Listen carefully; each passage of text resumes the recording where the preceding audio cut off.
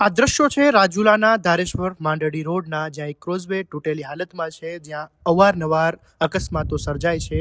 સરપંચને રજૂઆત કરવામાં આવે છે, છતાં આ ક્રોઝવેમાં કોઈ કામગીરી ન થતા હોવાથી ગામના યુવાનો સામે આવ્યા છે અને ગામના યુવાનોએ વિરોધ નોંધાવ્યો છે. ત્યારે શું કહી રહ્યા છે ધારેશ્વર ગામના આ યુવાન, સાંભળી લો. નમસ્કાર મિત્ર, રાજુલા તાલુકાનું ધારેશ્વર ગામ છે.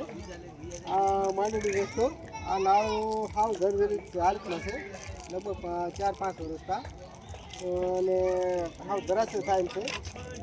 આનું સીપરું છે ને, મહિનો 2 મહિના થાય ને તો એકાદું સીપરું ભાંગેલું હોય છે. આ ખાલી એકાદું સીપરું બદલાવી નાખે ને કાં થોડું ઘણું ડેમેજ પેક કરી દે. બાકી આ નાળું અત્યારે થોડું હાલે એમ છે જ નહીં.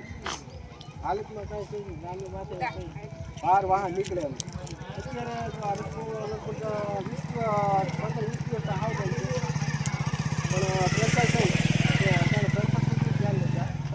ગામમાં જોવાય નથી આવતા કે આ વસ્તુને કાંઈ ડાયવર્ઝન મૂકવું તો વસ્તુ કરવી.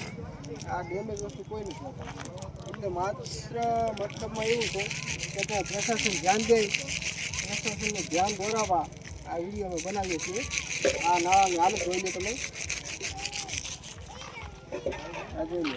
આ સીપરું ભાંગી ગયેલું છે પૂરેપૂરું, ને ઓલી સાઈડ છે ને આ હાવ જર્જરિત છે નાળું.